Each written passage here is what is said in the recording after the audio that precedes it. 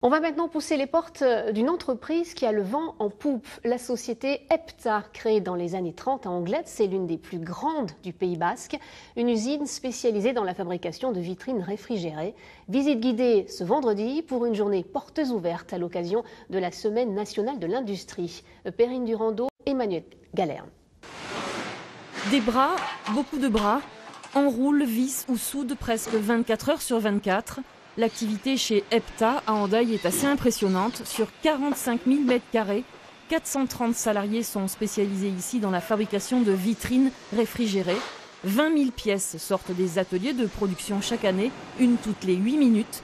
Un volume qui s'appuie aussi sur quelques chaînes robotisées. On a besoin d'une compétence assez élevée sur les cellules robotisées. Dû à la complexité, ce sont des machines numériques.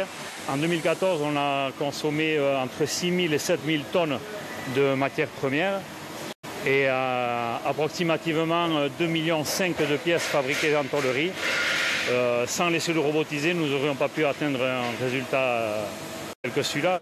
Ces étagères frigorifiques sont destinées en majorité à la grande distribution ou aux plus petits discounts. Leader sur le marché français et européen, Epta réalise un chiffre d'affaires de 170 millions d'euros par an. L'entreprise compte à présent s'attaquer au marché espagnol de proximité. Le prix Janus de l'industrie vient de lui être décerné. Certains de nos concurrents, eux, au lieu de faire des investissements comme on a fait ici, qui sont lourds au niveau de nos usines, sont partis dans les pays de l'Est.